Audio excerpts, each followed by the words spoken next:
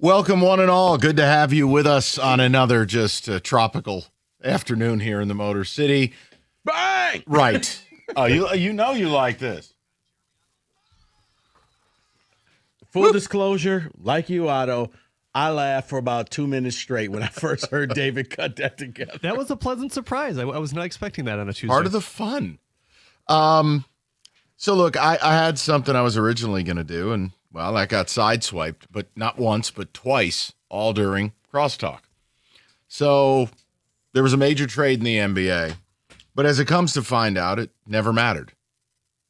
And David decided, instead of being the uplifting spiritual presence that he is for Greater Life Church on Tyerman, David went Harvey Dent and basically bleeped in the punch bowl 3 minutes before walking in here. This is per The Athletic. The Pistons are unlikely to make any major moves before the trade deadline, per Hunter Patterson. Detroit is doing due diligence in answering incoming calls, but is not expected to be aggressive in the market. So, not aggressive, so we're closing down the margins? Is that what's happening now? Just nothing. Wow. Gotta love this city. No, you don't have to love this city. We deserve better. The Detroit Pistons are in first place, have an opportunity to do something here, and nothing. Nothing. Jaren Jackson just got traded to the Utah Jazz. For, as you just said, For nothing. Walter Clayton Jr., Kyle Anderson, Taylor Hendricks, Niang, and future first-round picks. Nothing. And we're sitting there on the side as, bye-bye, see you later. Come on, man. Well, I think it's, look, obviously, this isn't the Zach, the low post pod with Zach Lowe. We're not going to, like, break down every deal point, but it is interesting as a sports fan. Utah is taking a risk. Utah is being less risk averse than you, and they traded 3 first-round picks where, look, Utah isn't on solid footing the way the Pistons are. Those picks will have more value potentially to Memphis, who, by the way, Memphis has 13 firsts in the next 7 years per Rico Beard. The point is, that deal, now you pair up Triple J with Markkanen, does that, well, wait for it. None of it matters. It doesn't matter if Markkanen moves now, because refer to Pistons picking up phone report from Athletic. So I leave this to you guys. I've reached I don't care phase. I just don't care. See, I actually thought the Pistons would be a little bit different. I thought they would break away from the Coney Island mode. I thought because of the dominance that they have in the East right now, regular season, and you have your head coach coming out pretty much saying we need to make a move. I didn't expect to hear what you said as I finished up crosstalk with Doug and Gator. Sorry. That we're good. Like instead, it almost sounds like the Tigers, where you heard reports they were offering, like they wanted so much back for Skubal, and it's like, yeah, guys, you're not serious right now. And to put it in perspective, you've all played fantasy sports with some owner who asks you for the moon and the stars, and you're like, yeah, you're not going to get that. Then you really don't want to make that trade, and that's what it sounds like. I really thought that the Pistons were going to make a move. I thought the Pistons were going to be that first team in Detroit to actually go for it and say, the time is right now. Let's go and get that player, because now, Markkanen pretty much off the market. Jaren Jackson Jr. is off the market, unless you're just going to go for the marginal type of trade, which I don't think is going to win you an NBA title. I don't think it's going to get you out the East. Then I'm kind of like David. I don't know what we're doing here. I'll leave it to the people. You know, I get accused of being mean, so I'll just do. Who called you mean? No, I'll just do what my mom told me to do. If you don't have something nice to say, don't say anything at all. I'm not going to say nothing. You giving up radio today? Pretty much. Honestly, these teams make me want to quit. That's what, you know what, like that's what these teams do. These teams make me not want to do this job anymore. These teams suck the fun out of everything. They finally start to win a little bit, and then they turtle. Right there. And it's like, right there. What is the point of all the suffering if it doesn't equate to championships? Because the middle space is just reaching in your wallet. That's all it is. I don't want to read a report that says Nah, we good. Like, no, you're not good. Tobias is expiring. You have no future plan for Jaden Ivey. And Ron Holland and Asur Thompson are nowhere near their zenith. Meaning, let's get Cade some help, make a run at this puppy. Because there hasn't been a back-to-back champion. And while anything's possible, no, you're not going to win a championship this year. You're not. No. But you'd put yourself in a better position to do so if you were willing to risk a little. And but between the Tigers not being willing to spend $13 million in this arbitration holding up everything, the Lions offseason last year, certainly I can't futurecast this year, but their offseason last year was a joke. And the Red Wings and what they've done basically for 7 years. Now today's big news is Elliot Friedman getting on some podcast no one listens to and saying, yeah, I think Yzerman may actually try to help the Wings. Well, bully for you. We're 7 years into this and the team is playing really well. I'd hope so. I'm just burnt on it. I just don't care anymore. Like, it's just stupid. This is dumb.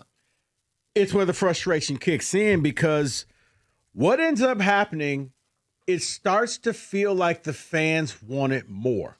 The fans want the championship and the title more than the team does. The fans can see how close you are, but the teams can't. The teams are just happy being good. They're just happy that people are caring about them and talking about them, where fans are like, hey, we're right there. We make one more step, and you could pick the sport, whether it's the Lions, whether it's the Tigers, whether it's the Wings, whether it's the Pistons.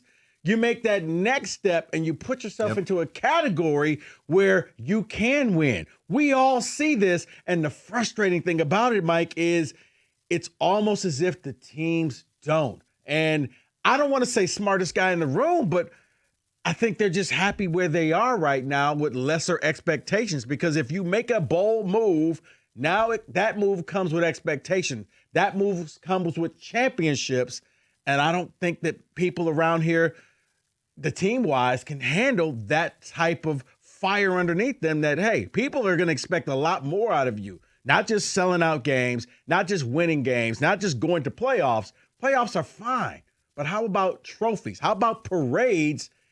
And when you see the lack of movement, and you look at the different teams, and we could all point to, man, if you would have just went after this guy, I can't promise that you would have won it all, but you would have put yourself in position to win it all. And that's the frustrating thing about all of this. Well, you may as well keep talking. Don't look at me. I'm done. There's no point. Wake me up for the playoffs. There you go. There's nothing else to talk about. You don't want to make a move? Don't make a move. Fine. See, I'm disappointed because I really thought the Pistons were going to be exempt from this. I really thought that Trajan Langdon, he made the marginal move last year. And, okay, it was good, and it was enough to get them into the playoffs. And, okay, we learned from that. We need to do a little bit better. You got your coach saying, hey, we need to go out there and make a move in Bickerstaff. I was blindsided when I got ready to walk out the door and you came in and told me, well, they're probably not going to do anything. That's almost unacceptable. Well, that's the athletics report. And look, for the jokers out there just clutching their own balls, saying the team can do it as is, that's cool. Go listen to something else. Let's turn on some country music. For the rest of us who are like adults, yeah, we went out and got Dennis Schroeder last year, and he played an important role for this team. Now, that's certainly not a blockbuster move, but Dennis Schroeder could start for teams in this league. Dennis Schroeder's a guy, I told you, he's good for a short time, not a long time. You wouldn't want to sign him. But he came here and he helped you. By that athletic report, it is suggestive you wouldn't even pull that type of move. Right. That's what that report is suggestive of. So, you know what? I just leave it to you. Rico, I'll tell you what, get it out of your system, and then I'll say what I got to say. I'm sorry. No, get it out of your system. No. You're a fire hydrant right now that's uncapped. You're raging, and I love it. Just do it. Because when you see the trade, you're like, you could have did that trade for Jaren. You could have did that. Like, it wasn't like all of a sudden Utah offers something that you're like, well, I understand. He's apoplectic. I understand why they had to make the trade with Utah. No, I didn't see anything that you couldn't match, you couldn't give them, and you could be saying right now, guess what? We're a force. We got Jaren, and good luck to everybody else in the East, and we're going to see somebody in the West in the finals. It wasn't that hard. You look at the price. You look at what you have, and you're like, But we have those 4 pieces that we could have shipped off. We have draft picks that we could have shipped off. You could have thrown in an extra piece if that was going to be the difference. Like, Utah didn't do anything over the top that made this so, like, I understand why you couldn't outdo Utah. That's the frustrating thing about it. All right, now I'm done. You sure? No. But Take 10 seconds. I'm good. No. Count to 10. And then I want you to finish your thought. I'll be here till 6. I got plenty of time to say what I want to say. I wasn't being respectful. So no, you're good. I don't have anything to say. If the teams have just driven me to a point, I'll just fine. F it. Okay, wake me for the playoffs. I can't. I'm not going to yell about it. I'm not going to scream about it. No arguing. If you think this team is perfect as is, then go continue with your coloring book in your side of your room. I have nothing to add. But it's every team in this town. So why should I be surprised? And then, now I'm in a position where what? I have to root against a back-to-back Cy Young Award winner at an arbitration hearing tomorrow so that my team will spend money? Or I have to somehow, you know what? You're right. Kenny, do yourself a favor. Go dip your schlong in wax like a Maker's Mark bottle because, quote, Iserman may help the Wings this go around. Like, that's what we've been reduced to. So I'm not going to do it. Athletics says Pistons aren't going to do anything at the deadline. Yeah, they'll pick up the phone and do diligence, but they're not going to be aggressive. And Rico's right. Look, even if you don't like Jaren Jackson or even if that's not the perfect fit, they got him for a song. Now, they were willing to take money. That helps. You had the ability to do that. You have players, currency that you could have given the Memphis Grizzlies as well, and the picks. I'm not going to yell you didn't want a particular player. Fine. But Rico's point, it's the principle of the matter.